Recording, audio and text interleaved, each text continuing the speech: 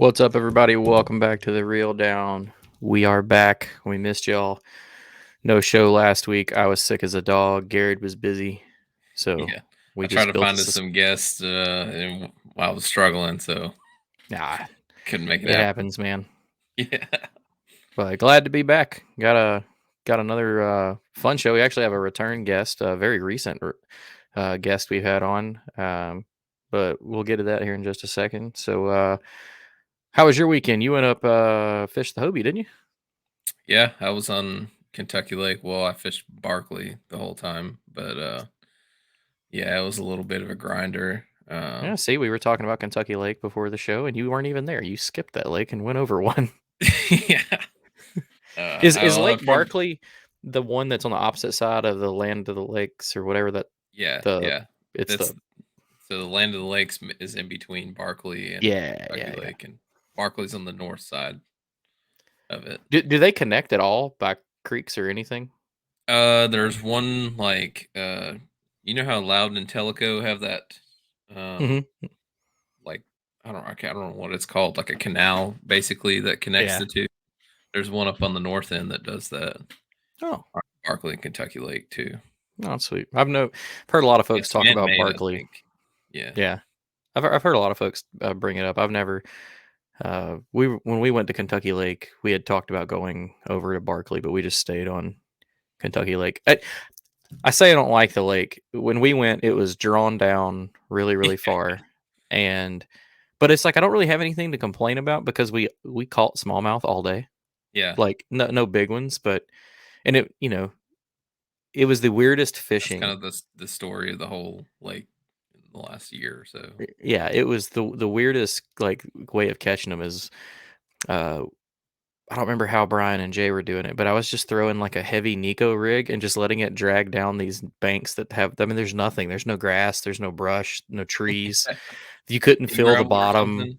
Yeah. and you would just like you could just watch your line fading out, and then it would just soom, and Hmm. then you'd catch it. But I mean, but other than that, I mean, I guess why I didn't like it is just not my style of fishing. Just, but again, I mean, Yeah. the lake was so far down. They were, how they allow like ATVs and UTVs all around the lake. They were like driving like on the banks, like through the lake. Yeah. Through where there should have been water. Yeah. Yeah, well, and through the water at some point. So you'd be like Yeah. casting up on the bank, and a razor would drive over. Like it was Drive over weird. your line. Yeah, there were trucks flying through the woods and stuff. I was like, this is weird. Like you don't see that on Well, any of the other lakes. it was up for this one, and they had Barkley has a lot of sections where there's lily pads and stuff in the backs of the creeks, so I like fishing that stuff. So I that's what I use out try there to do. fishing a frog. I was, yeah, and a buzz bait and all the good stuff. Dude, it's so crazy. I haven't fished, so I have not fished since Del Hollow, and Oh wow, it's like I had a really good feeling of like you stay in with like what the phase the fish are in, how they're moving. I yeah. mean, as long as you stay in the south, it's kind of the same. And now, like, I'm planning on going tomorrow, and I'm like, I have no idea what to expect. Like, it's Uh, warm. I missed all the transitions of temperature. It's just been hot. It's We actually haven't had as much rain this week.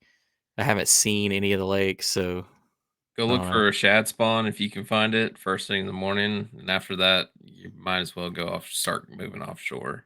Ugh, it sucks.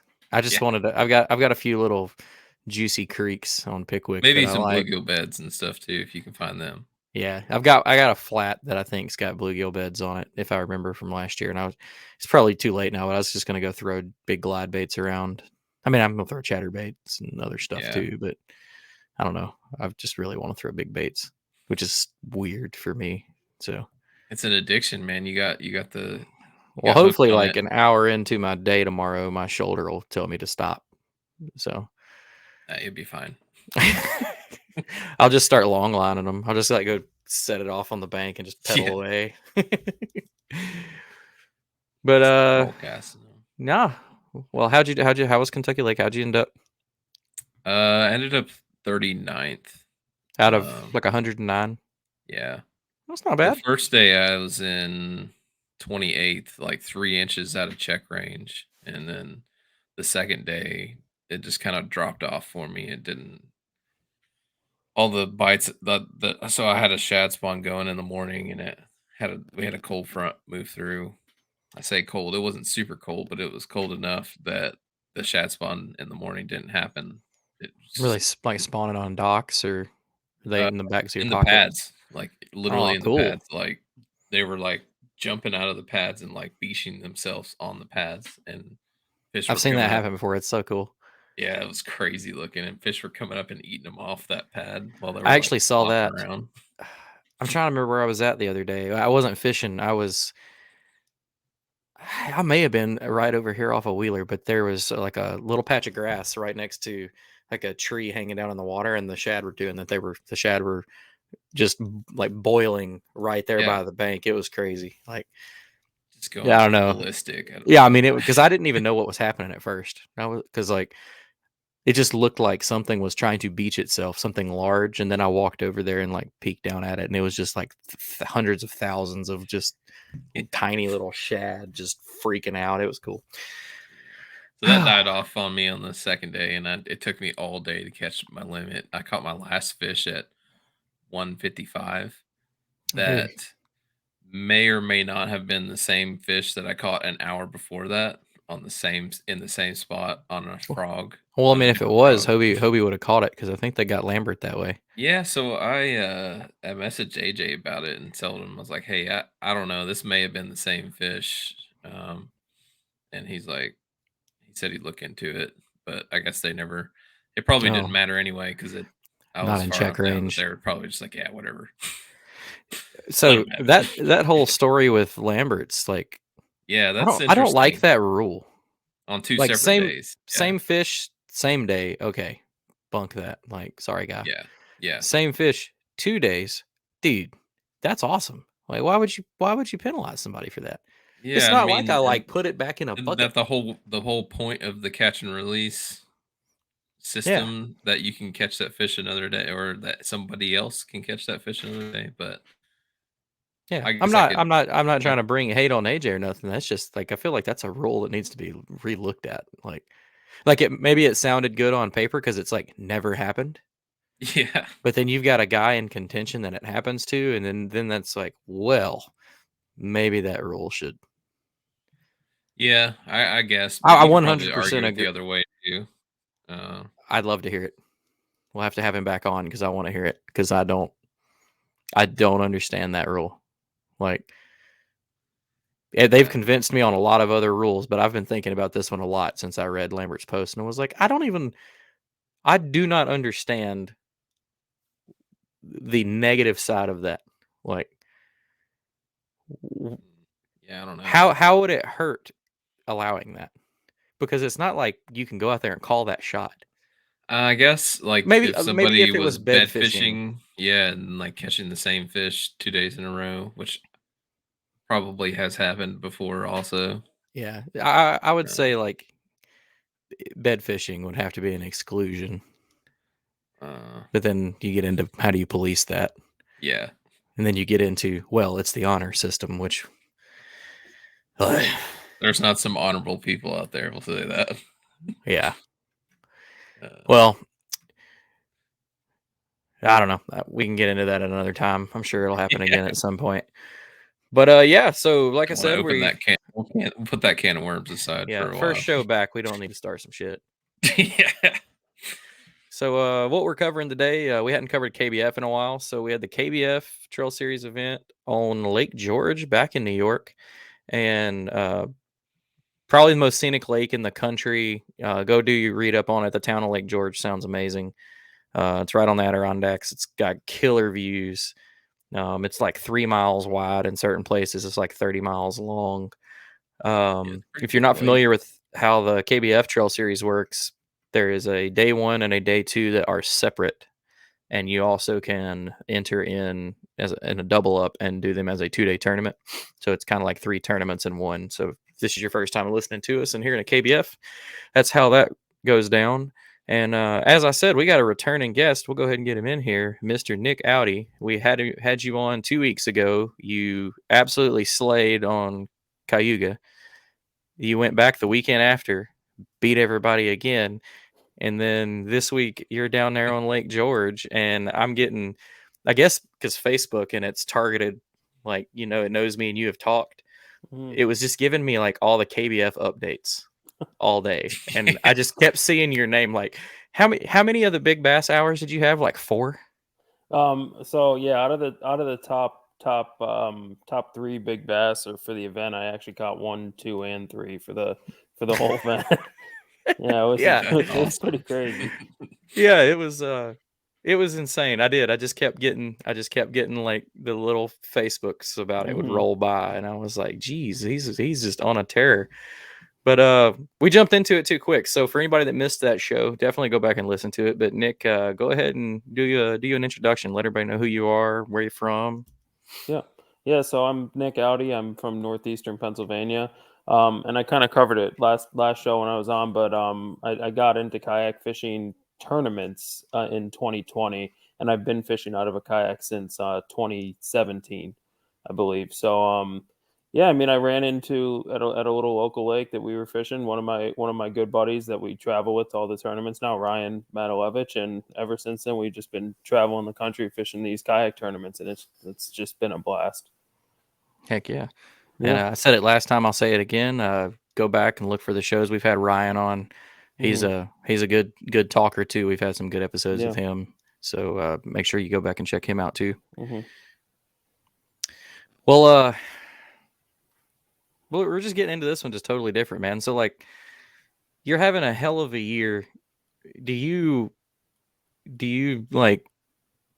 Is it for any one reason you can put your finger on? Like, is it this year that all the pieces of your puzzle are coming together? Did you do like extra work in the off season to really like focus on anything else, dial something in, or is it just timing? Like, what's been the key this year? I think the key for me has been just building year after year. So I got into it in 2020 and I fished, I think, two tournaments, one at East West Harbor and one on the Susquehanna River. And then I kind of stepped it up the next year in 2021. I started cashing a few checks in 2021. And then last year I feel like really was my bigger like breakout year where I won a few tournaments last year. And I think it's just getting time on the water and seeing different bodies of water. How they all sort of have certain things, at least in the north, have certain things that carry over from body of Mhm. water to body of water, and sort of applying patterns from one lake and transferring them to another at the same time of year, and then also as the year progresses. So I Makes think sense. just more experience on the water is really the biggest thing. Yeah, we always say it. You cannot beat time on the water. Yep. No. It's always a big topic. Especially in a tournament setting, time on the water Oh, in a tournament setting is absolutely. huge because decision making is that much more important. Yeah, and it always gets talked about. I actually had a discussion with a guy today about it who's kind of been dabbling with getting into kayak fishing. He's a boat guy, Hmm. thinking about the tournament scene, and I was like, even bass boat guys know time on the water is everything, and for the people thinking on making these national trail runs, it's really really hard to beat the guys that can put the maximum amount of time on the water. Yeah. It's the week. It's hard for a weekend warrior, no matter how good you are, to Yeah. really compete with these people that are trying to do this for a living. Yeah, and if you want to be serious about it, at least at the national level, and I've had my fair share of national experience as well, and in like bigger national tournaments. It really is a second job. I mean, for me, I have a day job, obviously, an office job, but my weekends are devoted to kayak fishing. That's what I do. Like, Hmm. there's no like, oh, let's go golfing this weekend or anything. It's getting Yeah. time on the water, like every rep you can get. Yeah, it's 100% a sport. Hmm. Just like if you think of any sport and anybody that's good at it, golf, Tiger, basketball, Hmm. MJ, it's just practice, repetition. It's nothing that you just get overnight. It takes tons of time to dial it in, Yep. and a lot of And people it's think that always there's a changing, I feel like yeah. you always I Mhm. feel got like new that's something technologies, that's new. I feel Yeah. like something that Yeah. sets this is something me and this guy were talking about today was that's something that sets fishing apart is like the amount of changing variables, whether it's weather, nature, Mhm. technology, science, like Yeah. you Yeah. can't control it at all. No. because we're trying to catch other like the fish that are they move and they Independent think in their thinking. independent thinking, and they have their own plans, and they don't always follow the traditional notions that you read in Bassmaster magazine. It's keeping up with that, and keeping up with, I think, time of the year is the other thing that's really huge. Understanding where the fish want to go to versus where they're at, and sometimes you have to play that in the tournament. Like, Mhm. understand that these fish could be moving, because it especially, I think, in northern tournaments, because everything moves a lot faster up here. Once that ice comes off the water, it starts happening. Like, and they might be total pre-spawn one week, and then, just as an example, last week at Cayuga, when I had fished the Slay Nation tournament there, they were completely post-spawn when I was there. Every fish I was catching was completely post-spawn. They were way skinnier than the week before. They were relating to some of the similar stuff, but it wasn't a similar bite at all. It Yeah. was a totally different thing, and you've got to be able to make that adjustment and make the change. Like I said, I was catching them all on a chatterbait 2 or 3 weeks ago for the elite kayak fishing tournament. They wouldn't touch a chatterbait when I was there the last week, so it was just making those fine adjustments based on time of the year. Yeah. And being able to like pay attention to those details. Yeah. I feel like that And, that gets overlooked a lot too. Is and like you said, it's definitely way more so that up north because of the window of time. Yep. And that's something that southern guys never really think about, that I had my eyes open to it. We had the Ontario kayak bass guys on, and them talking about that, like, oh no, we've only got like 4 good months of water. Yeah. Like, he's like, as soon as the ice breaks, it's like, turn your clock on, because you're Yeah. going like pre-spawn, post.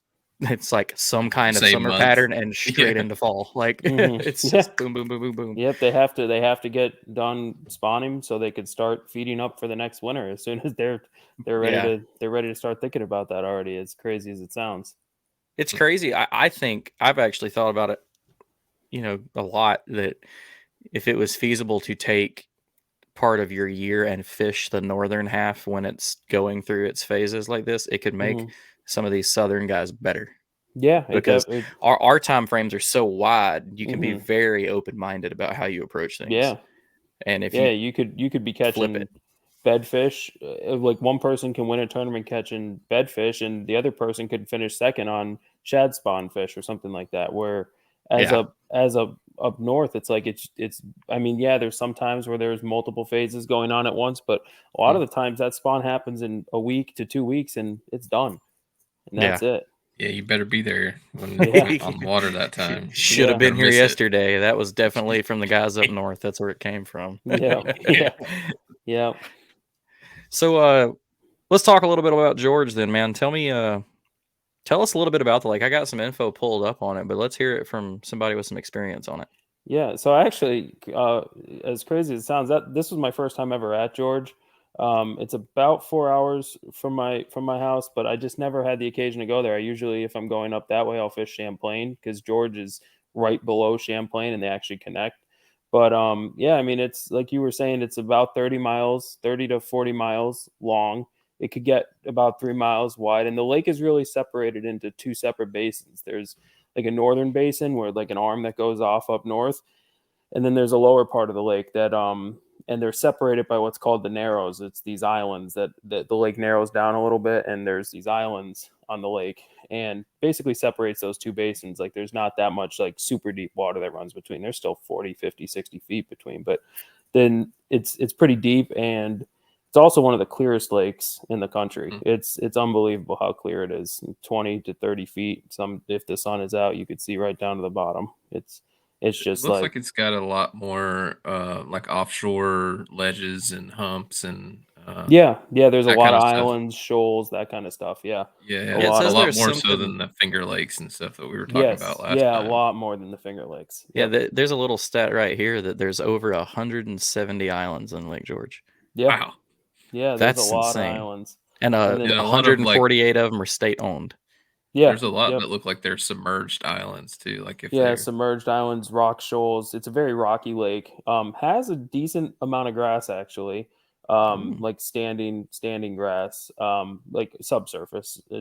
But in some spots it'll mat up, and there's a few creeks and rivers that you could go up, and especially this time of year, it's quite, sometimes tournaments have been one up those creeks and rivers that lead into the lake. And it's a mix, smallmouth and largemouth. I would say there's more smallmouth in the lake than largemouth, but largemouth definitely play. There's a lot of stunted smallmouth, I would say, in that lake that aren't the really big caliber of fish, unless you find them. But there's a ton of 13 to 14 inch smallmouth in that lake. Like you could just go down the bank, throw in a Ned rig all day, catch 100 fish, and not catch a fish over 16 inches. Hey, at But least the you catch some largemouth, fish. Yeah. I say I gotta take a day like that. It's cool. yeah, it's fun. It's fun until it's a tournament and you're Yeah.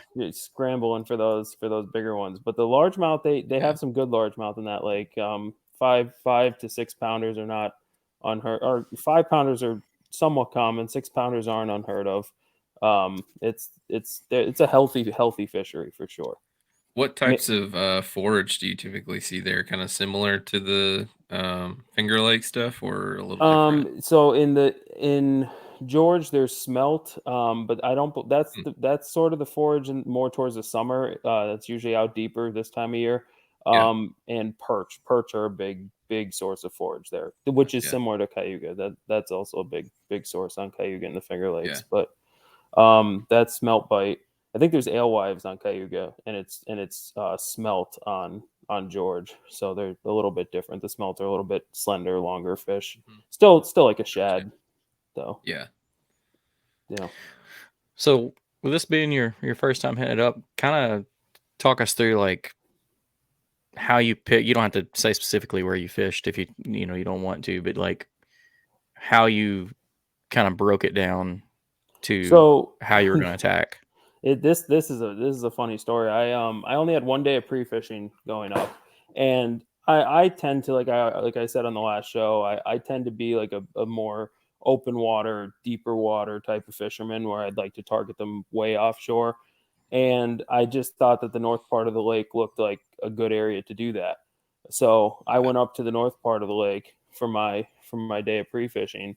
I got out there, and that wind started blowing, and it got bad. It was real bad, like the scariest water I've ever been in. There were 2.5 to 3 footers, but they were like staggered, very strange, and like they were hitting your boat. I honestly didn't even think I was going to make it back to the ramp. I tucked tail, and I got off the lake with half a day only in. I caught like 2 decent fish, but it was bad on that day on Friday. So I ended up picking where I fished based on the wind direction, just because I'm like, I can't do anything out in this. So I went down to the south part of the lake and ended up launching down there for the tournament. Nice. Interesting. Just because I don't have it pulled up on Navionics, the south end of the lake have some stuff that still played to what you were wanting to do? Yeah, though? for sure. There's still a lot of main lake water down there. It's just there's a couple more islands down there. Some bigger islands that provided more protection from the wind. Longer tapering points as opposed to more of just like a big bowl in the middle. And there was some shoals and stuff like that down there. And I said, well, looking at it, I thought that the bass, I knew they'd be pre-spawn. They wouldn't be post-spawn yet or on beds yet, because the lake is deeper and colder. So what kind of water temps did you have? 51 when I launched down there on tournament day, and then it warmed up to about 55 by the last day of the tournament. Yeah. But I had nothing going on down there, so I just launched, and I just told myself I'm just going to go fishing and treat the Saturday like another day of pre-fishing, because I'm telling you, that water was so bad up there. I said I want nothing to do with this on tournament day, because they were forecasting high winds again. It ended up that the winds were a non-factor on Saturday, even for the guys that ended up launching up north. But I'm glad I made the decision that I did. Oh yeah, I know. Yeah, it worked out for you. Yeah. Wind's about the only thing that drives me off the water. I can handle the rain, but when the wind picks up, and it's not even as much. Sometimes it's been bad enough where I'm like, okay, I'm gonna end up doing something stupid. But most of the time, I just get sick of like fighting it. Yeah, like you're constantly having to stay on the steering. So my problem was I tucked up behind this little point in the north when I was pre-fishing, and it's just a subtle little point that comes out, and it gave me just enough wind protection to feel comfortable to fish. But what I didn't realize is that the wind was building, like blowing, because this lake sets up north to south, and it was a south wind blowing to the north, so the whole lake was blowing up this arm that I was on. Oh, And when I got out from behind that point, normally I said like, "Oh, I'd like to get off the water before I do something that I like can't get off the water." It was Yeah. already too late. I said, "I'm just gonna have to try to get off the water." It was Send because it. it's just complete wilderness around you. You can't get out, like, because there's no roads anywhere, and there's sheer cliffs too on the side of the lake. You can't even like get out off the bank. I'm just like, I just have to put up. I just have to try to get off the water, and it was brutal. I mean, I was going with the wind, so that was one thing at least. But still, you have waves hitting the back of your kayak, pushing your nose into the front of you, hitting you from the side. yeah, I'm telling you, riding Yeah. with the waves It's is almost way worse. sketchier. It is Yeah. sketchier. I'd Way rather be sketchier. going into them because Yeah. our You start like kayaks drain. surfing with one, and Yeah. it like starts picking you up and stuff. Yeah, I've and had then you start tail walking a little bit on the Yeah. back. yes, and especially like having stern mount motors. Hmm. I've noticed that it's even more so sketchy than it was when like I would used to do it paddling. Like Yeah. paddling, you can kind of control the surf Yep. and you can get on one and kind of ride it out. With the motor, your propulsion starts bouncing you around and you Yeah. start tail walking all over. And it's like Yep. I've probably the sketchiest one I did, Garrett, was with you, and we went back. I think we were going down Lake Fork when Oh yeah. Hummel's Oh rudder yeah. broke. Dang, We were that on was Lake Fork. intense. It was blowing 30, and we Yeah. were going with the wind. And it was like it started off kind of cool because you'd surf a couple, but then you'd Yeah. get on top of one and just go. Yeah. And then the guy behind us calls me and he said, "Hey, turn around, I need help." And his rudder came off of his Outback and he was spinning circles in the Oh middle of Lake wow. Fork in 30-mile-an-hour winds and 3-foot rollers. That was Yeah. sketchy. Yeah. Yeah. I still don't know how he didn't flip. Yeah, Yeah. Fork could get big too, but George is like some of these northern lakes, they the way that they set up, like Oh just yeah. that straight open water just for 30-40 miles. It's unbelievable Yeah. how. And it was only calling for, so it's not like I was going out like I shouldn't have been out there. They were calling for like 10-mile-an-hour winds with like 20-mile-an-hour gusts. Well, I opened the Windy app as I was out there and I looked at it, and it's saying it's blowing 15 sustained with 30-mile-an-hour gusts. And when they're calling for 30-mile-an-hour gusts, that's what the sustained is. So Yeah. it was just, I would say, 2.5 to 3 foot rollers, but they were Stacked. stacked weird and not consistent and just choppy and just breaking.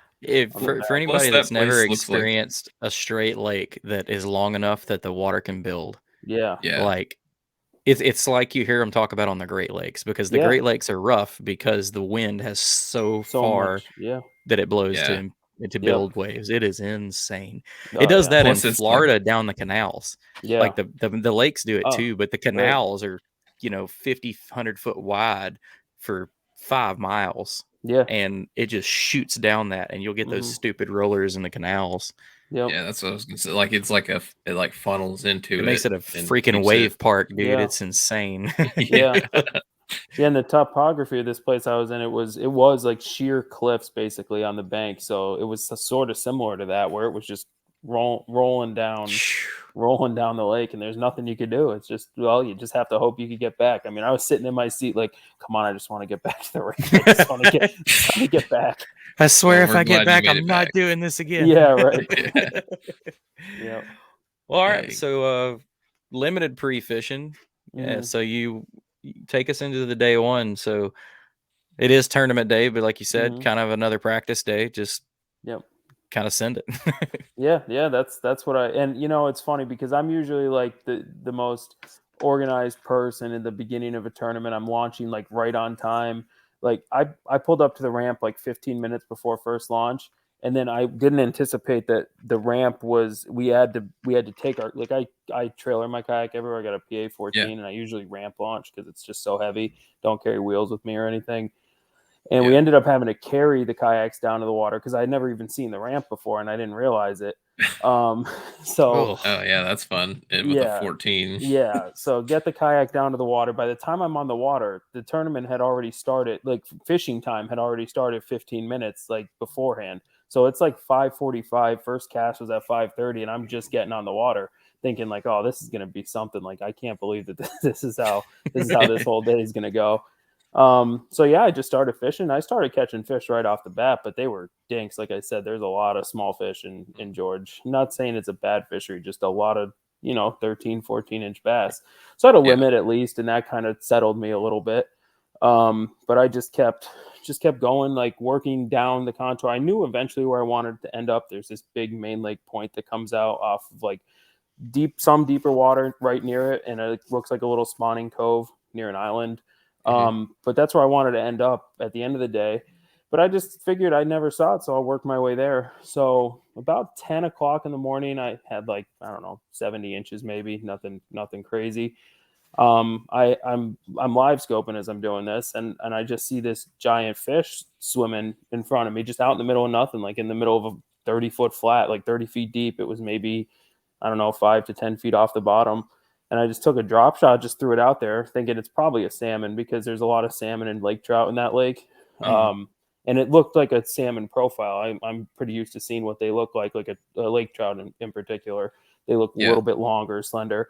So I throw it out and I watch it follow it down. I rip my drop shot up. It shoots up, falls, and I'm like, oh, it's a trout, because that's what all the trout do. They'll shoot up to the lure. They'll fall it like crazy. And then I just open my bail and let it fall to the bottom.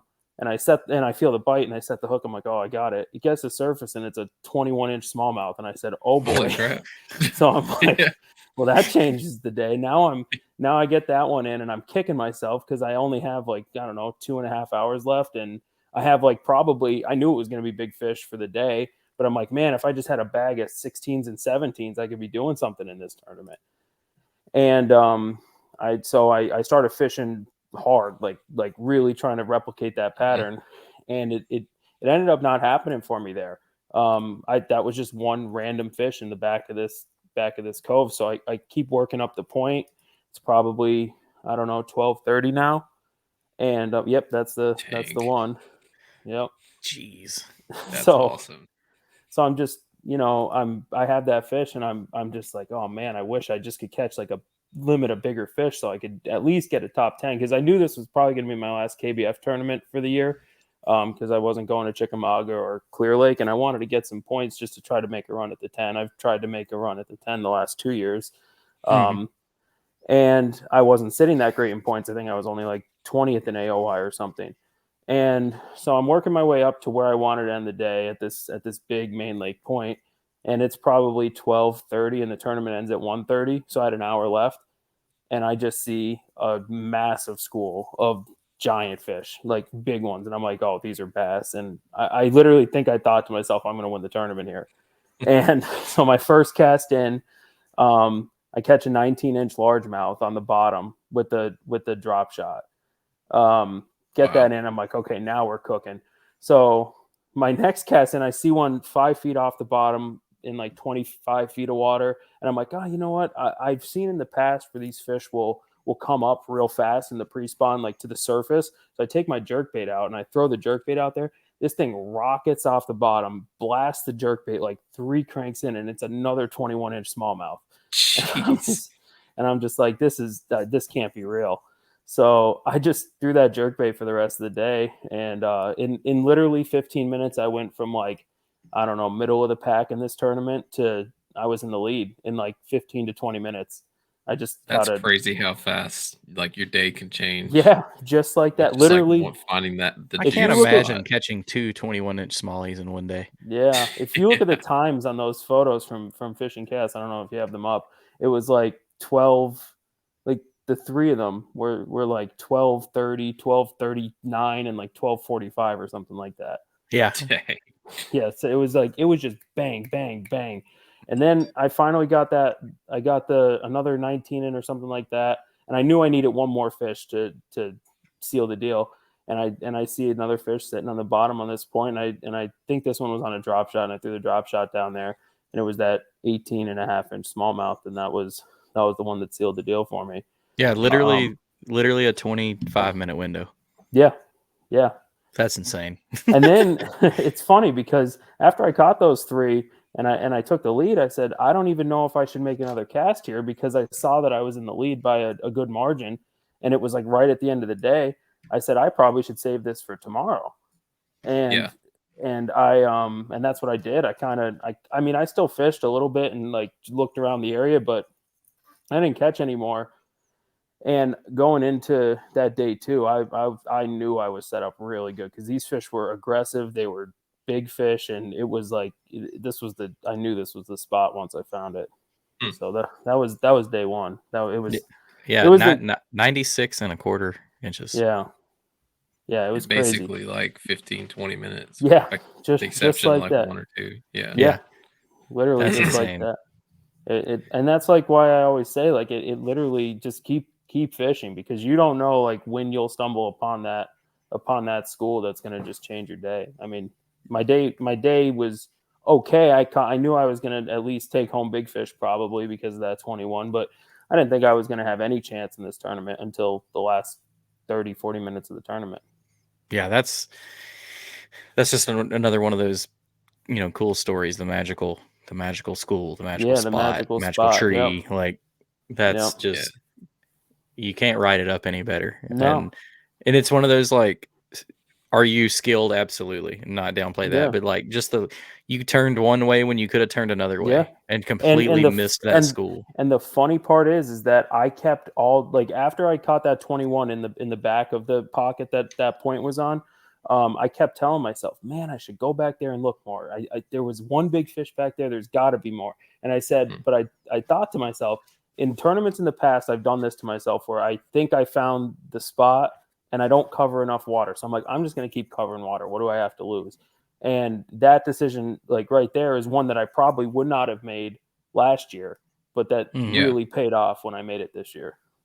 That's insane. That's where that experience starts to come into how so factor. Relative to the pocket where you caught your first big one, were you still in the area? Was it like a staging area to anything? Yeah, I would say it was just a main like point off of a spawning pocket is what and the thing is I have this like little formula that I look for with smallmouth offshore where I want to look for like the biggest island I can find near the deepest water on the lake, and in the spring I want to throw in a spawning area near there. So like when you do that, you usually find the biggest smallmouth on the lake, like looking for those type of areas. And this area fit that bill. And that's kind of why I wanted to end there. And it's something that carries throughout all the lakes up north that I fish. And I run that pattern a lot. That's pretty seems to work out for you. Yeah. You made the one little change about covering a little more water, and you perfected your formula. Yeah. Well, go ahead and take us into Sunday. I mean, Sunday was magical day too, man. You end up with, not to, spoiler alert, 94.5 inches for day two. But let's hear how it worked out. Yeah, so I literally launched. This time I was way more prepared. I was launched right at right at 5 o'clock. Juiced up now. You're like, dang, I gotta get to the spot. I got to get to the spot. I didn't waste any time on any of the other stuff that I found. I shot right there, and I'm like, I'm just gonna burn this spot to the ground today because there's nothing to hold back for now. And I felt probably too confident going into the day, but I knew this one little stretch of bank had them, like really good, had them, and they were like keyed up, ready to bite. So I get there. And it was a little slow in the morning for like the first 40 minutes like of the tournament. I probably didn't get, because it was a long run from the ramp. I'm talking, I mean, it was like a 5-6 mile run from the ramp. So it was over an hour to get there, or it was over an hour to get there. And you got a motor? Or are you doing that with a motor? No, I have an XI3. So I'm going about 4.5 miles an hour. This is anywhere from like 5 to 6. It was about an hour run out there. Because that's where I had ended the day before. Like I had worked all the way around and got up there at the end of the day. But I ran straight there. And within like the first 20 to 30 minutes, it was a little slow. But then I saw the same thing where I saw these fish set up just slightly off the bottom, not very far off the bottom. And I threw the jerkbait in there, and they didn't want to touch the jerkbait today. Oh, that's the other thing. I wanted to show you the jerkbait that I was throwing. It's this Shimano World Minnow. It's a newer jerkbait from Shimano, but I just think it offers like great hookup ratio. Sits square in the water, gets down to the depth they say, and it's got that little shimmer on it. I don't know if you can see that. Oh yeah. But Yeah. I think that probably helps the fish key in on it. It's got really good hooks on it too. Really Yep. good hooks. So those are those the stock hooks Yeah, that you got on these there are right the now? stock Yeah. hooks on there. Yeah. I've been having a lot of luck with this jerkbait, and in the past I've lost a couple fish on jerkbaits before, like some bigger smallmouth especially. But Yeah. that jerkbait was definitely getting it done, at least at this tournament. But back to day 2, like I said, they weren't on the jerkbait. They wouldn't come up and hit it. So I made an adjustment, and it's actually a similar adjustment to I made at Cayuga the last week.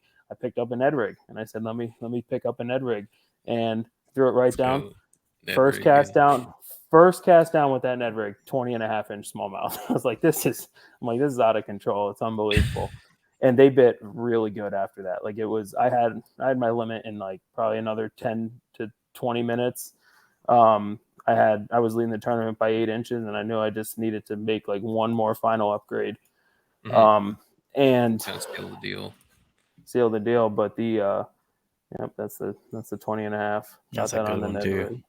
Can I Yeah, ask that you what one. kind of Ned rig setup and everything you were using? Yeah, so I throw a heavy Ned rig. I throw 3/8 ounce Ned rig, tungsten Ned rig. It's Tungsten? Yeah. made by Swagger Tungsten. Okay.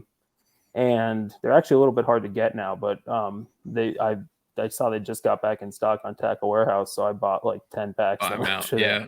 Yeah, I almost bought them Now they're out. not in stock anymore. So. Yeah, It because was a short window. yeah, it was a short window, but they've been a little bit hard to get. But I was glad that I actually just got a couple this week. And I was just throwing just throwing that Ned rig down on them, and I throw it on a NRX 821 Ned rig rod with like Okay. 15 pound line with a 8 to 10 pound leader, depending on how rocky the bottom is. Yeah. For all you poor people out there, that is a G Loomis. Yeah, G Loomis. I can't afford them either, so I'm right there with y'all. If you're gonna spend the money on a fishing on like a high end rod, that's probably the one you want to get. That one, yep. That one and my drop shot rods. I drop a little bit of money on my spinning setups. I feel like it's just something that I do that's like my favorite way to fish, like finesse fishing, and I want to do it with what I think is the best rod on the market, and those G Loomis NRXs, they're just incredible. I mean, they fight fish. With the Ned rig, are you like a traditional TRD kind of guy, or do you? No, so you can keep it secret if you want. We don't. I feel like we were trying to dance around that part. Yeah, I was like, I'm gonna ask you. So I'm not going to completely comment on what I throw on the Ned rig, but it's a different look than a traditional Ned rig. I'll say that. There are times when I do throw a TRD, and if I do, I usually throw like that yoga pants color, like that straight black color TRD. I like that one a lot. And I throw the Robo Worm Ned rig a lot too. But there's sometimes when I'm doing it like this deeper water thing, there's a little trick that I throw on that Ned rig, and it gives it a little bit more action. So that's something that yeah.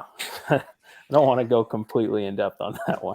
People that are listening to this that fish your area are probably like scratching their heads right now. They're just looking through every different combination. They're officially on your Facebook page, looking through your pictures, trying to catch a slip. So throw that heavier Ned rig down on them, and I was catching them like really quickly. But getting back to the day, I had like 88 inches. I think I had an 8-inch lead in the tournament at that point. By like I don't know 11 o'clock, and I'm thinking this is like almost too good to be true. So I'm looking for one more upgrade. I think I still had like a 16 in my bag or something, and I go out to the end of the point. I got off that spot that I was really catching them on that like 100-yard stretch or whatever it was, and I ventured out to the end of the point. And my first cast on the end of the point, I hook another 20-inch smallmouth, like right around 20-inch smallmouth, but it came off right at the net, like literally jumped at the net. I tried to catch it, saw the Ned rig float, because that's the one thing with those heavy Ned rigs. They don't keep fish pinned, especially the heavier ones, because they've got that weight that they can manipulate at the end of their mouth, and it's hard to keep those fish pinned. Leverage to throw it. So I lost that one right at the net, but then I quickly caught a 19-inch largemouth going down the backside of the point. I found them schooled up kind of kind of similar to Cayuga on like some off. This was deeper than Cayuga, but they were on some like offshore, just little rubble piles on the bottom. And I was just dragging the Ned rig through that and caught a 19-inch largemouth, and that ended up sealing the deal. Yeah. Yeah. I mean, it's just, I mean, that's another day, probably, what would you say, 15 to 17 pound sack? Yeah, some of those that largemouth that I caught was so I weighed the 21-inch smallmouth the day before. That was 5 pounds 3 ounces. Wow. That 19-inch largemouth I caught, that was probably, if I don't know if you have the picture of it, but that thing was a like unit for a 19-inch fish. It was probably 5 to 5.5 pounds. Jesus Christ. Yeah. He's as tall as he is long. Yeah, that thing was yeah, that was a built one. That one was built right. He's been eating right. Yeah, he is like short and stumpy. I love it. Yeah, I would say in that set 18 to 19 pound range, I would say would be the best 5 that day. And it was I still had a small one in my bag after day 1. I had a 16 3/4 in my bag after day 1. So that bag probably wouldn't have weighed as much just because it was mostly smallmouth and I still had that smaller largemouth in it. Smaller largemouth in it. But we always like to do a little honorable mention. There were some other guys in this tournament that did well too. Oh yeah, for sure. Alex Miller, that got second place, had another just freak 19-inch fish. Yeah. Like, that's a tank at 19 inches, dude. Like, so bad. Healthy. Yeah, these fish are built right. I mean, and if you look at the big fish for the tournament, there were a number of nice quality 20 to 20 like 20 and a half inch fish that were caught. Yeah. It was see if we can get some good ones. Oh yeah. Big largemouth and smallmouth. Dang, that looks like a Florida fish. No kidding, how dark it is. Yeah, that's the thing about George. The water being so clear, they really pattern up really, really well at this lake. Like these fish are really pristine looking when you pull them up. I caught a largemouth. That 19-inch largemouth that I caught was out of 37 feet of water on the bottom. Lord. Yeah, like crazy. I don't know if I've ever caught a fish deeper than like 20 foot. I've done it one time on a drop shot ever. You're like, yeah, that I was surprised to see the largemouth sitting out there. Like it was pretty crazy how deep they were sitting. But the water's so clear, it makes sense. Like they could see down there, so why wouldn't they want to be down there? At that point, like, what do you have to do as far as fish care? So fish that you catch that deep. Yeah, when you catch them that deep, and if you're in a bass boat tournament, like if you were putting them in live wells, you would have to fizz those fish. Yeah. I fish some bass boat tournaments, especially in the winter. Me and Ryan Ryan Matalevich has a bass boat, and we'll fish some local lake bass boat tournaments in the winter. And every single smallmouth we catch has to fizz. You have to fizz them, otherwise they're going to be floating in the top of the live well when you're catching them that deep. But when you're catching them that deep and you put them on the board and you release them right back, they shoot right back down to the bottom. I do carry a fizz needle with me just in case, because I have had it happen in the past before, where especially smallmouth in like the midsummer, if you catch them out of like 40 feet deep, they'll come up and their air bladder will just expand, and you'd have to fizz them to let them to. If you just put them on the water, they just flop there and not be able to go back down. But most of the time, as a general rule, if you're not live welling them, you can just release them right away. And they'll go right back down. That's what's pretty nice about that catch photo release, especially for those deep smallmouth. Yeah. Yeah. I've heard that, but I've never caught one that deep, and I've always been scared that like I'd catch one and not be able to figure out how to fizz it and do all that. Yeah, I kind of panicked when I did it, because I like, it was actually at Del Hollow. I was like, that's where I always think about it. I ran over a brush pile in 35 feet of water, saw fish on it, and just like kind of like lobbed a cast, just joking. And then I hooked a fish, and as I was bringing it in, I was like, "Oh God, it's gonna come up and just be like puffed up like a pufferfish. I don't know what to do. I don't have a needle. What am I gonna do?" And it was nothing. I just put it right back, and it just went back in. But 99% of the time in the kayak, there's no reason to have a fizz needle. I mean, I've caught fish out of 70 feet before off the bottom, and on some of the lakes up here, like smallmouth, never largemouth that deep, but smallmouth, and they go back down 90% of the time just fine. That's crazy. most of the time. But I'd still carry one. I still carry a fizz needle with me in my center hatch just in case. Oh yeah, better safe than sorry, especially if you know what you're doing with it. Yep. Yeah. They're not bad to fizz. You just it's like you lay the fin down, you count four on a smallmouth. You lay the fin down like their side fin. You count 4 scales back and then just go in at like a 45-degree angle up to 90, push it through, and like pull the plunger out of the fizz needle, and you'll hear like the psh, and then the air comes out, and then they're good to go. Yep. Sometimes I'll cool. give them a little water, like you put the needle under water and you'll get a couple bubbles that will come out, and then you pull the needle out, and you could feel them. They get like more aggressive when you do it. Like they waken, they like get more lively when you fizz them, and then they're good to go. In my head, I always think of it being like bloat. Like you ever eat a good meal and you're bloated, and you get that good burp out and you feel better. That's exactly what it's like. Their swim bladders expand. Fish, man. Yep, that's basically what it's like. That's how I'm gonna do it. I'm gonna just put it over my shoulder and try to burp them like a baby. Yeah. Hey, do you know that's why catfish make those noises when you catch them that deep? Like when they're croaking like that, they're letting air out of their swim bladder. Huh. Yep. A buddy of mine's dad taught me that. They always just called it growling, but he explained it. And he's like, no, if you got you a good catfish up and it's just making tons of noise, he's like, you got him out of the bottom of the river channel, like as deep as it could get. Catfish do that. Trout do that too. Yep. Never done the trout. It's something I need to try.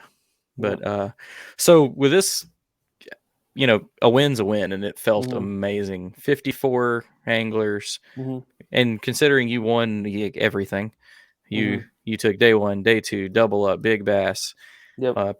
Pretty good payday. Pretty good. Still feel good to sit your hat on that one. For sure. One of the bigger tournaments I've won in terms of money. It was KBF. I always feel like they have good payouts considering all the events that you sign up for. I mean, all told, it was like $8,500. It was a pretty good win. Pretty good payday. Against 54 anglers. In a tournament with 54 anglers, it's not. I mean, you have to win both days and then the big bass, but I mean, it's sort of similar like winning a Hobie tournament. I mean, you win a Hobie tournament, you have to do the best of everyone over 2 days, right? Yeah.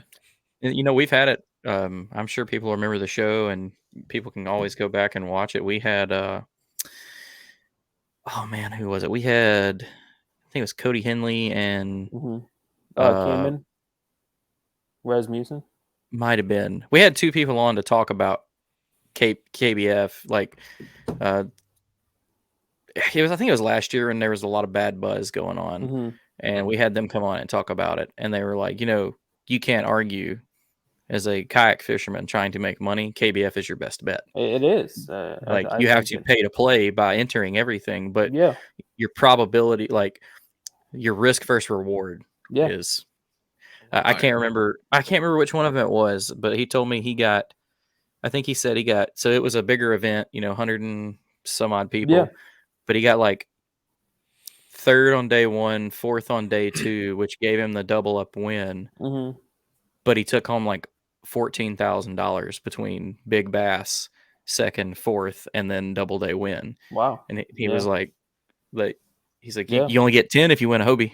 Like, right. He's like, I put in the same amount of work. I've had multiple. I had 2 tournaments last year where I won $10,000 or over from KBF. It was, and now there were like local tournaments in that too. So I guess that wasn't all KBF, but at Messalonsky and where was the other one? Winnipesaukee. Both like I have no complaints about KBF's payouts. They do have a really good payout if you end up cashing a check. Yeah.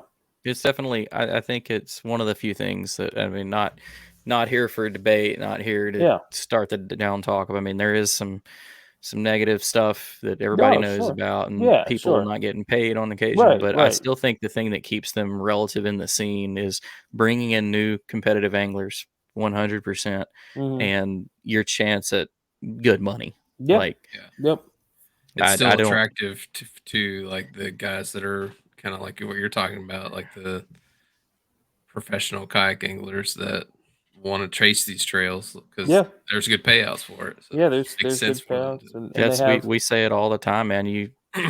you see all the complaining about it, but you've noticed that all the same big names still fish them, and it's because they're trying to win some money. Yeah, and then Like, right, can't win the money if you don't enter the tournament. Yeah, I mean, you could get right if you win that national championship down there. Like you could make a lot of money in a hurry. Yeah, I mean, Russ did it last year. Like, Yep. I think it was just over 60 grand. Yeah. When it like bonus bucks and Yeah, everything with was all said everything. and Yeah, done. all the different incentives that they have. Yeah, Right. I'll drop $500 to $1,000 in entry fees if Yeah. that's a good possibility of that. I mean, Yep. not true. I suck, so I No, probably if wouldn't do Russ that. is signed up, I probably won't do Right. that. Yeah. Especially on the Tennessee River. I'm not. There's so many good anglers in it, and it's like Yeah. but when it was like Tennessee River and I saw the boundaries, I was like, Yeah. yep, all right, my bet is that Yeah. Russ is going somewhere skinny and he's gonna find them. Yeah. I was out there trying to pre-fish it. It just wasn't. I got that PA 14, and that wasn't the best skinny water boat you could have. No, definitely not. I took a PA 12 skinny water once, and I didn't have, and it was swift water, and I didn't have any issues with it. No, it's not bad. It's just I don't lot. know. Yeah, and I'm more Just a so big like boat. yeah, it's just a big boat. It's hard to get out of the way of something that's coming. Like Yeah. that's Oh You yeah, gotta no, put a I lot of definitely force didn't do into that. it to- My buddy laughs about it. He went down a couple of rapids and turned and watched me because he was like, "You gonna get out and go around them?" And I was like, "No, we're going straight down the chute in the PA 12. We're gonna see what happens." And like pulled the drive up. It was trying to do a combination of rudder and paddle, like give it the whitewater strokes. No, it didn't matter.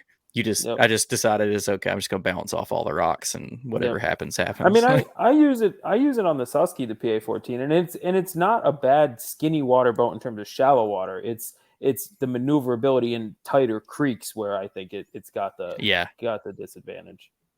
I'm really confident with mine now with the stern mount motor and foot steering because it is like you can keep your hands up and really be reactive. Right. I have a torpedo on the back of mine for the river. I don't use it on the big water though. I like the motor guide for the big water.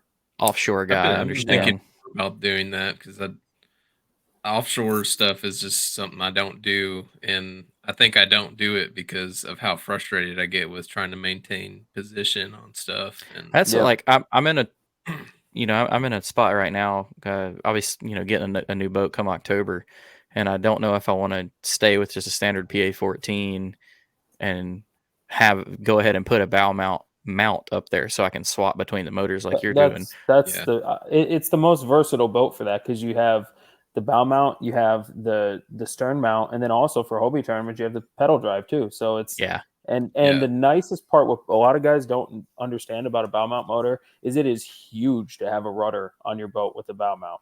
And if you don't have a rudder, that back wants to just constantly be swaying behind that motor. And having that rudder on the PA in the position that it is allows you to have the stern mount motor with the still maintaining the rudder and the bow mount motor. So that's the move. It's a killer platform for that kind of setup for sure. Yep. One of the guys in our club has the Unlimited without a rudder in the back, and he talks about what you just said. Yep.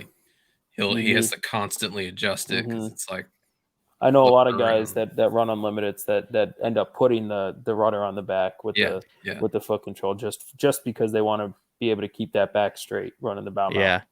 Yeah, it's a definite necessity on those boats. After, it was explained to me, but I got to watch a couple of guys using them in Florida, and it was just constantly just dancing its way down the canals. A lot of times, I'll just put that motor on straight, and I'll just steer with the rudder out on the big. Like if I'm making a long run, I just put the remote down, keep the bow mount just point it straight and just steer with the rudder when I'm moving.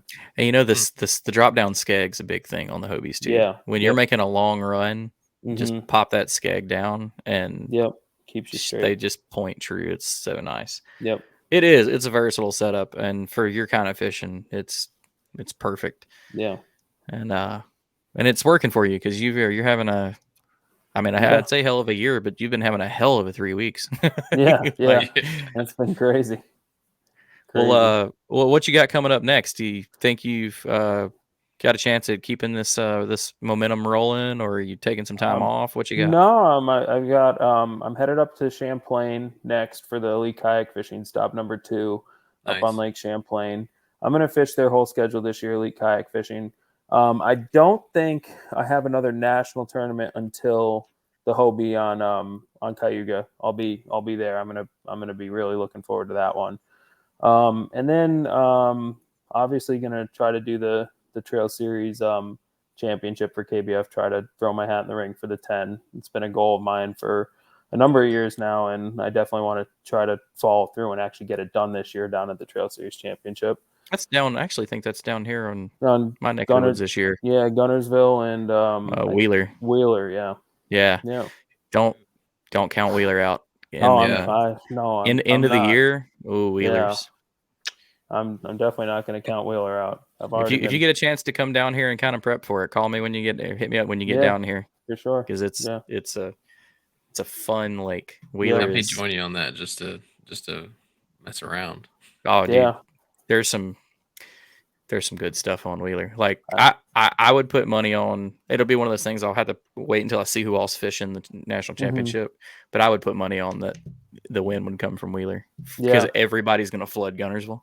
Yep. And later in the year, that's when can be Gunnersville's tough getting so much boat pressure. Yeah. Yeah, The frog and traffic fishing, the in top. general. Yeah. Yes. There's some good spots out there that'll hold out for the kayak guys, but I think Wheeler will be a little less touched. See the Open on Wheeler this past week, the Bassmaster Open. Yeah. Yeah. They had some good weights in that. Yeah, they had some good weights. Yeah. Wheeler's I live 10 minutes from Wheeler. And so a lot of my good friends and locals that I know obviously fish right here. Yeah. There's been so many guys going out just casually fishing in random places. Like one of my good buddies, Dan, just got his first pedal kayak, went out of the most basic harbor, like nothing fancy about where he's fishing, not somewhere and he caught like almost like I think 6-pounder. And then like you go across the lake, find some smallies. Smallmouth? Oh, that was a largemouth. That was largemouth. But the smallmouth are starting to come back. Yeah, I heard of some big smallmouth in there. Yeah, you gotta get up in the tail race. Yeah. For Pretty the most much part, the whole Tennessee River, it's got big smallmouth all the way up the chain. Wheeler, it got quiet for about 10 years after they sprayed. Smallmouth were unheard of, and you couldn't find the big largemouth on the lake. You had to go way up the creeks and rivers. And then the main river that everybody used to love to fish, the Elk, just died. Like just a big muddy flat with down timber and nothing. And then these last 3 years, it's been coming back around. We've been catching smallmouth in more areas in the main channels. Had a guy come in with 20, I think last year was like 26 something, all smallmouth out of the tail race. That's a bag. Yeah. Yeah, he come rolling into the marina. It was like I think like a Wednesday nighter or something like that, and 26 something in smallies. Wow. And I was just like, holy cow. Yeah. That's awesome. But well, that's not unheard of. My advice would be impressive up north. do historical homework on Wheeler. I think it's in one of those situations where it's making its like comeback to what you would read about 15, 20 years ago. Interesting. Like just my opinion, just seeing like where fish are being caught and where I've found things. I think it's just making this big loop. So it'll be good, man. I'll be looking forward to I won't be fishing the event just because I haven't. Well, I don't even know what the qualification thing is for the NC this year, because last year it was just kind of like if you're breathing, you can come. Yeah, for the Trail Series Championship, I think it's a top 25% in any Trail Series, and you qualify for the Trail Series Championship. Gotcha. But you got one on Chick coming up. I think. Chickamauga, they have one coming up in June. I won't be down at that one. I had my fair fill of Chickamauga at the Bassmaster Championship. And then they have one on the I think it's the Delta, or it might be Clear Lake. It's one of the ones in California. I don't think I'll be able to make that one either. No, me neither. All right, $20 side bet. Greg Blanchard, top 5. I would probably take that bet. Yeah. Yeah, I could see that happening. Yeah. Yeah. Well, sweet, man. Well, again, dude, I appreciate you coming back on. Again, this is rare for us. First time we've got to have back-to-back guests like this, because you're just absolutely killing it. And Yeah. we appreciate you hopping back on with us and telling us all about it, shining some more light up on the New York fishing, Yeah. whether or not you want people to know how good it is up Oh there. no, I want New York to be at the top of everyone's list because it is. I truly think it's the best fishing state in the country. I've said it in years past, and I still stand by it. I don't think you can go anywhere else in the country that has that many quality fisheries just stacked on top of each other. Yeah. The only other place I would say this year that's given New York a run for its money is Okeechobee. Yeah. Oh, did you Florida. say? Yeah, I'm sure Yeah. you saw that tournament with all the 30-pound limits. That's 29th place with yep. no, it was 22nd place with 29 pounds. Yeah, that's crazy. What the hell? Yeah. Yeah, Yep. that's insane. But Yep. well, dude, we'll let you get out of here. Good luck at your events. Hope you keep it up in EKF. Keep the wheels rolling, and I'm sure we'll talk to you again soon, or Hopefully. be reading your name out in our recap. Yeah. And hopefully, I'll see you down here in Alabama at the end of the year. Sounds good. Thanks for having me on, guys. All right, Yeah, man. Take it easy. pleasure. All right. Bye. Peace. Awesome. Yeah, Man, it just makes me really want to go to New York. I already wanted to go. Like, I've really had that whole, like, I couldn't believe my wife was down for it. And I was like, oh, sweet. And then, Yeah, watched a we few definitely Greg gotta make that Blanchard happen. videos and saw some of the lakes Greg was fishing. And I was like, oh, I'm just going to stay in New York for like 7 days. I'm not even going to Yeah. go to St. Clair. I'm just going to I think go beat it my up. mom's going to New York here next month for like some kind of family reunion with her boyfriend. So I was like, I might have to try to Hey, sneak in you your just let me suitcase or know something. because Like, I might have to pack up and go with you. yeah. Well, we're going to go ahead and jump right into tournament recap. And it's going to take a minute because there's 5 pages. From this past weekend? Yeah. Wow. Yeah. Well, where was that last weekend? The weekend before? Like Right? Like, I looked everybody forever. well, I guess it was because it was Mother's Day. Yeah, that makes sense. Yeah. It probably got quiet for Mother's Day weekend. Yeah. And everyone in the country made up for it. Yeah. So without further ado, we're going to burn through them as fast as we can. First up, South Carolina Bass Nation Kayak Series and Sandy Cooper. It's an event supporting autism anglers. 25 anglers, 5 fish limit. First place, Jason Davis with 86.5. Second place, Zach Boyer with 81.5.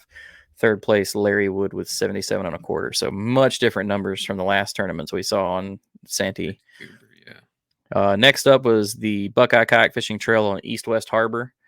77 anglers. First place, Ethan Graham with 92 inches. Second place, Kyle McClarney with 91 3/4. Third place, Aaron Stahlbaum with 90 3/4 as well. Oh, wait, no, 90 3/4, 1 inch difference. Pretty Sorry solid. about that. Pretty solid. Oh, yeah.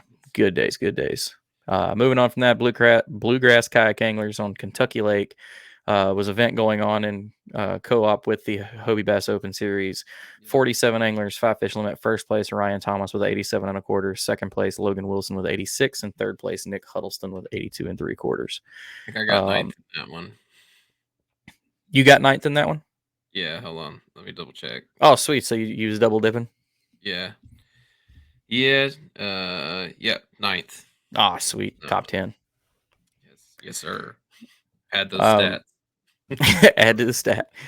The other event going on there, the Hobie and Aftco combo, or the Hobie by Aftco Kentucky Lake event, 2-day tournament, 109 anglers for that one. It's a little smaller for the normal Hobie turnouts, but first place, Jim. It jumped like crazy though, because it was like when At I was looking something. at it, it was like 77 or something the day before, and then the day of it, of the registration deadline, it jumped like 40 anglers. 40, well, I mean, like, anglers. I think the week before there was 52 the last time I looked. Yeah. So it did pick up that last week, which, I mean, kayak anglers are protagonists, so or procrastinators, wrong word.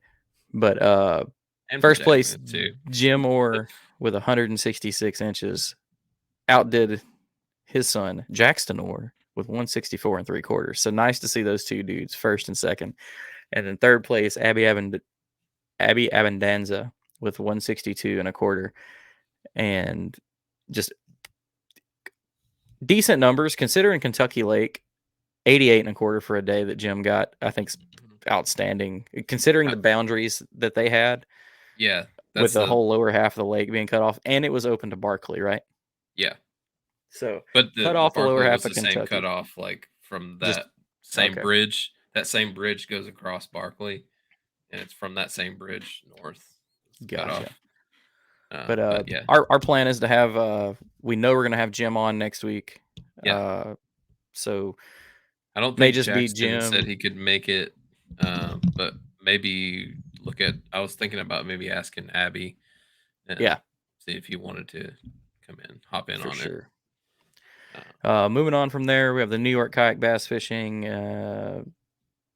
on Hemlock, Candace, and Honoye Lakes. 58 anglers, 5 fish limit. First place, Jacob Turner with 95 inches. Second place, Brandon Barlinski with 94 and 3/4. And third place, Dan Robinson with 93 and 3/4. New York's on fire right now. Yeah, Like, New York is just on fire. yeah, they're on a heater right now with their. Yeah, I mean, you don't see those 110, 112-inch limits, but there's so many 95 yeah, inch limits up there, absolutely. which is still awesome days of fishing. Moving on from there, the West Tennessee Bass Kayakers event on Kentucky and Barkley Lake. 30 anglers, 3 fish limit. First place, Patty Stewart with 57.5. Second place, Ryan Thomas with 56 1/4. Third place, Ashley Alt with 56. And Garrett, how'd you finish in that one? I'll pull it up. I I knew don't that's think I what you did were as looking good at. in that one because it was a 3 fit. Well, actually, I got sixth. There you go. Top 10. Yeah. Got 2 top 10s. Patty freaking Patty. That's Josh Stewart's mom. If anybody doesn't Yeah. know that, she's a freaking hammer on Yes. Kentucky Lake. I got a chance to meet her a couple years ago at one of the expos, and she's a hoot. Like, Yeah, absolutely. She's cool. yeah, she's a good we time. were talking. She was looking for a new boat or something like that, and I don't remember how I got. But she's like, "Oh, I'm Josh Stewart's mom. I know all about this stuff." Yeah, Like, and she then knows just her stuff. she And then, does. like everybody was struggling super hard to catch anything over 15, and she comes in with like a 20 1/4, a 19 3/4, and a 17.5. Get wrecked, nerds. Yeah, get wrecked. Next up from there, KBF TN, Percy Priest, Tuesday nighter, 33 anglers. First place, Caleb Cunningham with 48.5. Second place, Paris Edwards with 46 3/4. Third place, Robert Edwards with 46. Moving on from that, the Amal Kayak Fishing Challenge, Lake Vänern in Sweden. Ooh. Oh, 2-day tournament, perch and pike combo. 26 anglers, 6 fish limit per day. Linus Ekwall with 750 centimeters. Sounds like a good number. Second place, Lars Vikland with 715. And wow, what third a place, name. Robin Ekwall with 685. That's really cool. I need to get a conversion factor going on here. Next up, we got the All-American Kayak Trail Series on Okoboji out in Iowa. East Lake, West Lake, Big Spirit, Upper and Lower Gar, and Minnewaska. 2-day tournament, 5 fish limit per day. First place, Jordan Westerman with 190 1/4. He had a 93 1/4 day one and a 97-inch day two. Heard Second something place, about this guy smashing him. Like, yeah, straight wreckage. yeah. Second place, Josh Swigert with 185 1/4. And third place, Dustin Cooksley with 181. So, killer days. I mean, 96, 97 day ones. I mean, just smashing. Next up, the Ontario Kayak Bass Trail on Lake Nipissing. We were that 136 anglers. Damn, they had a show out. Ontario Kayak Bass Trail, the Canadian Friends. 136 anglers Dang. in a local. That is more than the Hobie that just happened. Yeah, that's First place, Ian Hodgkins with 90.5 inches. Second place, David Sadeh with 89.5. And third place, Ryan Tyler with 85.5. I'm surprised that one wasn't in centimeters. Right. Next up, the Lafayette Kayak Fishing Club. This is a saltwater combo. You get 2 slot reds, 2 speckled trout. Any public waters in Louisiana. 26 anglers, 4 fish limit. First place, fun. Steve Lessard with 92.5. Second place, Ryan Allerman with 89 3/4. Third place, Joshua Red with 84. And if I am not mistaken, our very own Doodoo Nichols was in that one. I could be Oh, wrong, but I nice. think that's the one that he was fishing. So what was it again? Two reds and Two two. slot limit reds and 2 speckled trout. So 2 Okay, specks. that sounds fun. Yeah, sounds really, really fun. Next up, the Midwest Kayak Bass Club event on Muskego Chain. 35 anglers. First place, Nia Zhang with 86.5. Second place, Matt Muscarello with 86.25. Really close day right there. Third place, Esteban Nembo with 84.75. Next up, the Natural State Kayak Anglers on 10 Killer out in Arkansas. 58 anglers. First place, Devin Esri with 86.75. Second place, Jason Cowell with 86.25. Third place, Tony Sorlawangsana with 86. That's a hell of a last name, sir. Yeah, Uh, I think you got it. this You next nailed one is crazy. West Texas Kayak Fishing in Brady Creek. 54 it. anglers. First Yeah. place, Jason Hoffman with 104.5. Second place, Daniel Merritt with 104.25. I told my wife, if I ever catch 104 inches and I come in second, I'm not going to the fucking weigh-in. Like, Yeah. like I'm not fishing Well, you anymore. won't know till you get to the weigh-in. I'll walk off stage. I Yeah. wouldn't even accept second place. I quit. You can have it. I don't want it. Like, best day of my life, and I lost. Third place, Corey Griffin with 101 inches as well. Just 100 inches for everybody. We Oprah Winfrey end up out in here. Next up, the Moyak Fishing River Series. It's a statewide public Missouri River waterways, 43 anglers. First place, Josiah Wrangle with 83.75. Second place, Tyler Myers with 83.5. Third place, Jeremy Johnson with 80.5. Next up, Southern Illinois Kayak Club in Kincaid, 32 anglers. First place, Darren Hemker with 84. Second place, Dustin Siegel with 79.25. Third place, Dalton Williams with 78.5. Moving on from that, the Greenbrier River Fly Fishing Classic. What? So it's a team fly fishing bass tournament. Dude, And it there's so was many creative tournaments out there. I wish I could go fish more of these kind of things. yeah. So the team that won first place, the team name is Uno Mas. Nice. Brandon Ridgway and Noah Helton with 66.5 inches. If you think about doing that with a fly in a kayak, it's So respectable. we're talking fly fishing for like bass? Yes. That's what they're fishing? Yeah. This is the 5-fish limit? It doesn't say. I think it was I think it was 5 fish limit. But you think about bass on a fly rod. Yeah. Like, I'm sure you can. I've never been around people catching like donkeys on fly rods. I've caught a like 17-inch largemouth on a fly Shit. before, and it was like all I Insane. could handle on that thing. It was awesome, but it like took me forever to get it in. The second place team, the real McCoys, Chase McCoy and Chad McCoy with 64.25. And third place, Indigo Bunting with Rudy Colombo and Jay McElroy, 32.75. So hell of a distance between second and third place. Yeah. Next up, the Minnesota Kayak Fishing Association in Quarry Springs, 73 anglers in this one. First place, Eric Peterson with 94 inches.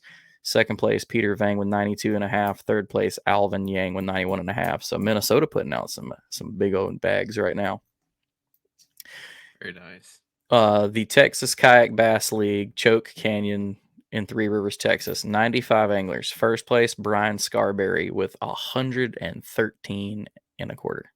Yeah, I heard about that. I saw that one. That was 24.5, a 23.5, and a 23.25 were his bigs. Shit. That's stupid. Yeah. Okay, here's what we call gap. Second place, Eugene Moore, 86.75.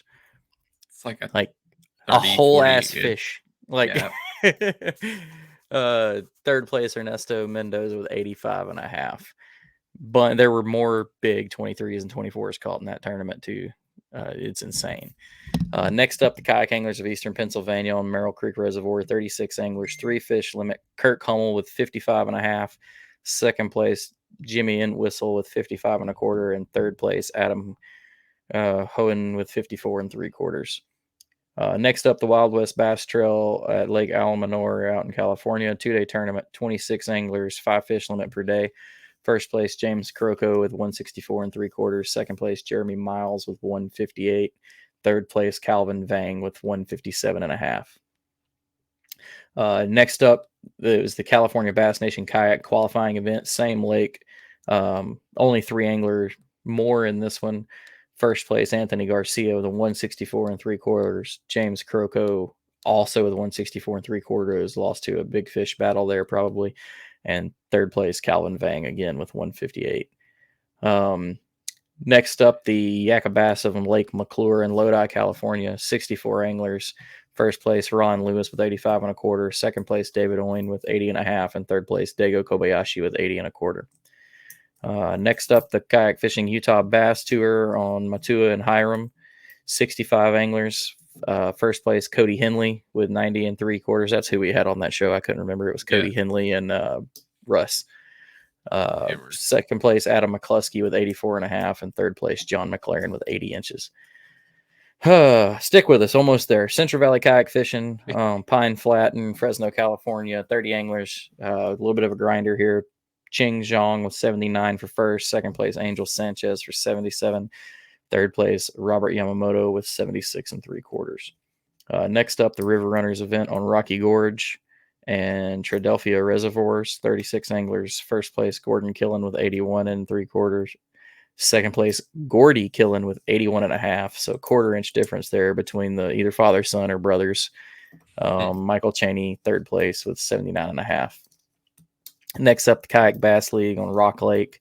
43 anglers, 5 fish limit. First place, Joe Palmer with 83 3/4. Second, Todd Martins with 83 1/4. Third place, Robert Schuster with 79 3/4. Moving on to the Indiana Kayak Anglers event on Tri Lakes, Round Lakes. Man. Yeah, I know. 3 more after this one. Round Lake, Little Cedar Lake, Cedar Lake, Shriner Lake, Crooked Lake, and Big Lake. 40 anglers. First place, Drew Duncan with 80 3/4. Second place, Brian Duncan with 77 3/4. And third place, Mark Howell also with 77 1/4. There were so many like family-oriented 1-2s just this last week. It's insane. That Mother's Day vibe, I guess, is carrying over or something. I don't know. No kidding. Next up, the Michigan Big Bass Kayak League on Kent Lake, 26 anglers. It was just a single fish, big fish event. Stephen Galloway wins it with a 20. Nice. Second place, Gilbert Reich with 19 3/4. And third place, John Grayberg with 18 3/4. Next up, the Colorado Kayak Fishing Club on Pueblo Reservoir, 47 anglers, 5 fish limit. Alex Rojas with 86 3/4. Paul Roth with 83, and Eric Alley in third with 81 1/4. And last but not least, the California Slay Nation, 49 anglers on Don Pedro. First place, David Morris with 89. Second place, Michael Lavoie with 87.5. And third place, Pang In with 86 3/4. And that is it. We had on our show earlier this year, right? Yep. Yeah, he was the one that flew all the way to Florida for that event. Yep. That's awesome. Congrats to those guys. That was a lot of tournaments. I'm going to have to start putting a cap on this thing. Yeah. I knew my wife has been working on it for like 2 days, getting them all listed, but I didn't realize it was 4.5 pages. So I might have to bump it up to like 35 angler limit. I don't know. That's still good to give those people a shout out though. They They all deserve it. I appreciate it. Don't know if they ever hear it. Don't know if anybody sticks around for this show that long. But if you did, we appreciate it. Yeah.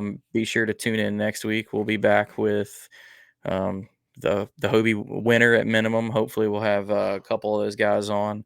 Talk about the tough fishery that Kentucky Lake is, and talk about how it all went down and get some cool stories out of that. I've never talked with Jim. I've talked to Jackson tons of times. Never had a chance to talk with Jim, so it'll be a fun show.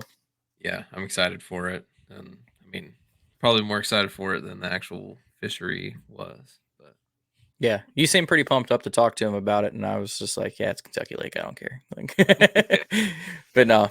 Well, we appreciate everybody sticking with us. This has been a long one. If you stuck with us this long, we do appreciate it. Make sure you give it a like, give it a share.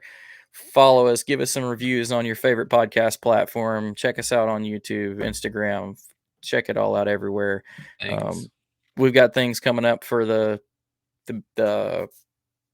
Paddle and Fin Open Tournament on Del Hollow for next year, so keep your eye on that. There'll be incentives for early signups and all sorts of cool stuff. So just stick with us. We appreciate it so much, and we will see y'all next week. Right on. Peace.